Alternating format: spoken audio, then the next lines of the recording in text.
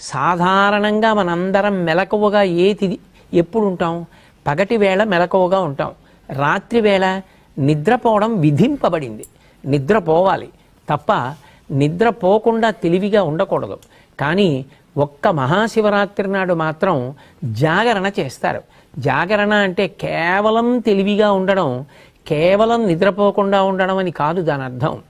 జాగరణ చేస్తున్నాడు అన్న మాటకు అర్థం ఏమిటంటే, ఆ రోజున మెలకువగా ఉన్నాడు అంటే తనని తాను పరిశీలిస్తున్నాడు, జాగ్రత్త పడుతున్నాడు.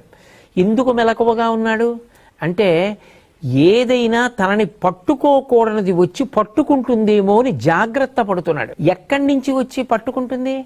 ఏదో బయట నుంచి వచ్చి పట్టుకునేది కాదు. కొన్ని కోట్ల జన్మల నుంచి మళ్ళీ పుట్టి మళ్ళీ చచ్చి మళ్ళీ పుట్టి మళ్ళీ చచ్చి జనన మరణ చక్రమనందు తిరగడానికి కారణం అరిషడ్వర్గములకు వశం కావడం.